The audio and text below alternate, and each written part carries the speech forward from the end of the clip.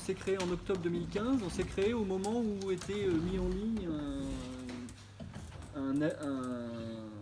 c'est très déstabilisant. Pardon. Désolé. Monsieur, il y a ma tasse. Pardon. À la tasse. On s'est créé au moment où était mis en ligne une consultation sur un projet de permis exclusif de recherche. Et notre objet, c'est de protéger l'environnement des 10 communes concernées et le cadre de vie, surtout de soutenir les activités qui permettent un développement soutenable du territoire, et en particulier de lutter contre l'implantation minière. Ce qu'on a voulu faire avec cet objet statutaire, c'est rappeler qu'on n'est pas d'abord des opposants, on est d'abord des acteurs du territoire, beaucoup des agriculteurs qui travaillons sur ce territoire-là, et on n'a pas l'impression de s'opposer à quelque chose, on lutte plutôt contre quelque chose qui s'oppose à la façon dont on a envisagé le développement de notre territoire, qui est un développement local et durable. Donc c'est pour ça qu'on dit assez souvent que c'est l'industrie minière qui est opposant à nos territoires et pas nous qui sommes des opposants. Donc on a développé quelques... Alors on est tous des bénévoles, hein, vous voyez, on a 13 membres du conseil d'administration aujourd'hui. On est tous bénévoles, on est tous des communes concernées et on essaye, avec nos petits moyens, de faire des réunions publiques d'information. On a développé un site internet, c'est Rosine qui s'occupe de ça, on a développé une page Facebook et on essaye d'utiliser tous les moyens qu'on peut avoir pour faire circuler cette information et pour déclencher un débat. Alors qu'est-ce qu'on fait comme activité à proprement plus précisément ? On est parti dans une idée de lancer un débat, et pour lancer un débat, d'aller voir tous les acteurs concernés. Donc on organise des réunions d'information locale comme ici aujourd'hui. On a aussi rencontré tous les élus locaux concernés. On a aussi rencontré la société Cordier Mines qui porte le permis pour discuter avec lui, parce que c'est une personne toute seule en fait, hein, la société Cordier Mines, c'est M. Yves Virbeck. On a rencontré le préfet l'année dernière, on a rencontré aussi l'Adréal. Voilà. Notre objectif, c'est pas de créer un clivage local, il y a des pour, il y a des contre, hein. C'est de demander légitimement, en tant que citoyen, qu'il y ait un vrai débat sur ce qu'on est en train de nous proposer comme activité. Donc les activités, au-delà des réunions publiques et des rencontres, on a essayé de monter un peu en compétences. Donc on a été plusieurs adhérents là, bénévoles, notamment du CA, à faire une formation avec Oxalis à l'analyse de l'arsenic dans l'eau, pour pouvoir être en capacité à l'association de répondre éventuellement à des demandes d'adhérents ou d'agriculteurs, ou d'éleveurs, de pouvoir être en capacité de faire des analyses d'arsenic dans l'eau chez eux. Et là, c'est pour questionner l'enjeu des pollutions minières liées aux anciennes mines d'or. Une précision quand même, c'est que ce n'est pas nous qui faisons les analyses, parce qu'évidemment, on aurait pu dire a priori vous êtes quand même plus ou moins opposé au projet, donc si vous faites des analyses, la crédibilité des résultats que vous afficherez pourrait être mise en cause. Donc nous, ce que nous avons appris à faire, c'est simplement le protocole des procédures pour prélever l'eau, c'est tout. Les analyses elles-mêmes sont faites par un laboratoire agréé qui est le laboratoire officiel à Limoges. Et on a aussi lancé une petite campagne d'information pour essayer de... Alors on a un gros problème avec ce projet, vous le verrez tout à l'heure, c'est que c'est 300 km², 10 communes. Donc pour une petite association comme nous, c'est dur de toucher et d'informer. Donc on a décidé d'informer en faisant un peu le travail qu'a pas fait l'État, c'est-à-dire d'informer un peu mieux les populations sur ce qui était en train de se passer. Et on a posé des panneaux à l'entrée de la zone. On est en train de voir avec les mairies là, pour poser des panneaux, ça a déjà été fait sur plusieurs communes, à l'entrée des bourgs, pour afficher une opposition à ces projets miniers. On a aussi fait une manifestation en 2017, là, qu'on va sans doute... on va refaire un truc un peu festif comme ça cette année. Une manifestation publique pour montrer qu'il y avait une opposition, qu'il y avait une mobilisation qui a rassemblé 350 personnes avec, en convoi, enfin, qui a pour le coup assez bien marché pour montrer qu'on était là. Alors, qu'est-ce que c'est que ce permis ? C'est janvier 2017 ou janvier 2016 qu'il a été délivré 2016 2016, hein, c'est janvier 2017. Il y a une erreur là, c'est janvier 2016. Donc c'est un permis qui a été délivré en janvier 2016 pour 5 ans à la société Cordier Mines.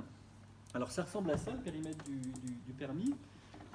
Quel est l'objet de ce permis ? C'est un permis exclusif de recherche, c'est-à-dire que l'État a dit à la société, vous êtes les seuls à pouvoir rechercher. Rechercher quoi ? Je reprends les termes du permis. Des gisements de dimension industrielle pour les substances minérales non énergétiques, l'or, l'argent, l'antimoine et les substances connexes. on verra tout à l'heure qu'en fait c'est l'or, puisqu'on n'a pas les autres. On voit aussi sur cette carte que ce permis de recherche, il inclut 3 zones qui sont grisées, qui sont en fait des concessions minières qui sont encore actives, c'est-à-dire des autorisations minières qui sont aujourd'hui entre les mains d'Areva, qui s'appelle Ornano aujourd'hui, qui s'appelait Kojima avant, qui change de nom régulièrement pour faire oublier son passif, mais ça reste les mêmes, et qui sont des concessions qui se terminent normalement cette année. Donc on verra. C'est 2040. C'est 2040. Chaque somme, je crois. Alors, ce sur quoi on voulait insister un peu, c'était la différence entre ce qu'on appelle prospection et caractérisation de filons exploitables. Un des arguments de certains qui nous disent on ne peut pas être contre, notamment le maire de Saint-Dié-la-Perche, c'est qu'il nous dit on ne peut pas être contre la recherche. On ne peut pas être contre le fait de savoir quelle est la ressource minérale de la France, et notamment l'or. Effectivement, on ne peut pas être contre et on n'est pas contre. Sauf qu'en réalité, on sait déjà parfaitement ce qu'il y a dans ce secteur-là, puisque sur les secteurs concernés, je vous ai mis la carte après, on a déjà eu 16, je reprends celle d'avant parce que je n'ai pas les chiffres en tête, 16 anciennes concessions ou permis d'exploitation qui ont été délivrés, 6 anciens permis de recherche et 30 anciens sites d'exploitation. Il y a déjà eu 30 mines en fait ici. Donc si le permis est délivré et s'il est demandé ici, ce n'est pas un hasard. Donc on est sur un secteur qui est très connu, et en fait il ne s'agit pas de prospecter, voir s'il y a de l'or. L'objectif de ce permis, c'est bien de rechercher des gisements de dimension industrielle, donc de rechercher à quel endroit on est capable d'ouvrir assez rapidement une exploitation minière. Donc c'est cette fameuse carte qui reprend en particulier toute la zone ici, qui était la zone du Chalard où il y a eu toutes les mines, qui reprend d'ailleurs une zone où il y a un des plus gros stockages de déchets issus de l'exploitation et de la transformation du minerai, qui prend la zone des sources de l'île où il y a une pollution arsenique avérée sur ce secteur-là. Et on est sur un secteur donc qui est largement connu. Et tellement connu qu'on a des cartes qui existent assez précises qui nous montrent à quel endroit on a des filons a priori d'or, des choses comme ça. Et on voit d'ailleurs que, vous voyez, c'est très largement autour de l'ancien site du Chalard et autour des concessions actuelles que sont concentrées les zones particulières où on a vraiment quelque chose potentiellement d'exploitable. Donc ça nous fait dire, nous, que si ce périmètre a été choisi, c'est aussi pour pouvoir préempter un petit peu ces 3 concessions qui sont encore actives pour que dès qu'elles s'arrêtent, on puisse sauter dessus pour réouvrir quelque chose. Et comme ce n'est pas l'objectif de la société Areva, ça peut être l'objectif d'autres sociétés. Sur ce passif minier, d'autres éléments, ces anciens sites d'exploitation ou d'exploration ont aussi connu entre 1931 et 1951 une usine de traitement. Puisque ce qu'il faut bien comprendre avec l'exploitation du minerai et de l'or, c'est qu'on ne va pas chercher des pépites d'or, on ne va pas chercher des lingots d'or tout faits qui sont enfouis dans la terre, on va chercher du minerai, et ce minerai c'est de la roche qui contient en quantité peu importante de l'or, et donc c'est pas une carrière de pierre, hein, et pour réussir à récupérer cet or dans ce minerai, il faut une usine de traitement. Donc qui dit mine, si on installe une mine dans cette zone-là, on installera forcément une usine de traitement de minerai.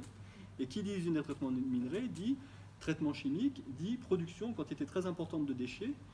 Par exemple, ici, sur l'exploitation qui a eu lieu dans ce district minier Sud-Limousin, il a été produit 27 tonnes d'or pendant la période d'exploitation. 30 000 tonnes d'arsenic ont été extraits, et la production de 27 tonnes d'or a produit aussi 650 000 tonnes de résidus, donc de déchets. Et ces déchets, ils ne repartent pas avec les exploitants, hein, ils restent sur place.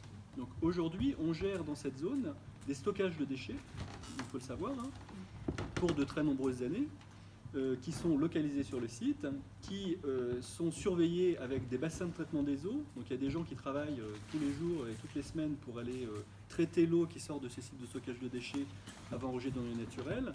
Ces traitements d'eau génèrent d'autres déchets qu'on va curer tous les ans pour les ramener sur un autre site de stockage de déchets. Enfin, on en prend pour longtemps, et surtout on laisse ça au territoire. On avait fait un petit zoom sur le district du Chalard, justement, qui comprend 9 anciens sites d'exploitation, qui accueillait justement cette usine de traitement Chény-les-Farges, et sur laquelle on a ce fameux stockage de 525 000 tonnes, un des stockages ici de 525 000 tonnes. Une chose intéressante à voir, c'est que ces mines sont fermées depuis 2001, donc ça fait plus de 15 ans, et qu'on en est toujours à traiter ces eaux. Hein. C'est-à-dire que le passif minier, il est très long et très important. Et là, il est géré actuellement par une société française. Le jour où ce sera une société canadienne ou disons australienne qui sera en charge, il sera très difficile, je pense, à l'État d'exiger qu'il y ait un suivi important et conséquent de ces pollutions. Alors, quand on a rencontré le préfet de la Haute-Vienne en mars 2017, en fait, il nous a dit je comprends votre inquiétude parce que je sais que vous avez connu par le passé l'exploitation de l'or, je sais que vous avez connu et que vous savez quelles sont les conséquences de ce stockage de déchets. Et là, je peux comprendre que vous soyez un peu inquiet parce que je sais que vous êtes sur une zone où vous avez déjà connu ça. Alors, on l'a tellement connu qu'en 93, il y a eu un accident industriel qui fait l'objet d'une fiche BASOL, qui est la base nationale des sites pollués en France. C'est un des seuls d'ailleurs sites pollués en Limousin qu'on a, en tout cas sur la zone c'est le seul, et en Limousin il doit y avoir que 2 ou 3 sites pollués. C'est le site de Chénier avec une grosse pollution de l'île qui a eu lieu en 93, puisque la digue qui retenait tous ces résidus, ces 525 000 tonnes de résidus, a lâché, et on a eu des quantités très importantes de déchets qui sont déversés, qui ont été pollués l'île, et on a eu ici un gros investissement de la part de l'État pour pouvoir réparer cette digue. Donc en plus, pour le suivi de ces stockages de déchets, ça coûte cher à l'État.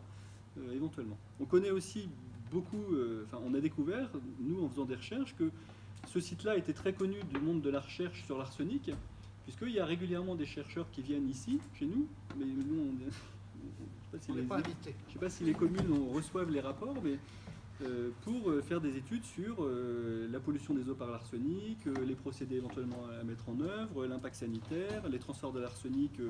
Donc vous avez une qui s'appelle Analyse de transfert d'arsenic sur les sites des Farges de Saint-Thierry et de Vienne, approche bio-hydrogéochimique. Donc on a beaucoup de recherches sur l'arsenic, et l'arsenic est un des sujets importants aujourd'hui de santé publique aussi. Donc on a un vrai passif minier avec une vraie pollution à l'arsenic qui est reconnue aujourd'hui, notamment une contamination du haut bassin versant de l'île, avec des effets aujourd'hui sur cette zone-là. Donc, pour synthétiser, on a connu l'industrie de l'or, on a connu ce site industriel de transformation à Chénier-les-Farges, on sait que ça génère des déchets qu'il faut stocker longtemps, donc on sait très bien et on sait quelles conséquences ça peut avoir en termes de pollution, donc on est à peu près au courant de ce que ça peut être une exploitation minière. Et on aimerait que ça soit un peu sur la table pour dire si on en veut à nouveau, pourquoi pas, mais d'abord on commence par réparer correctement le passif minier, puis après on verra si on veut y retourner.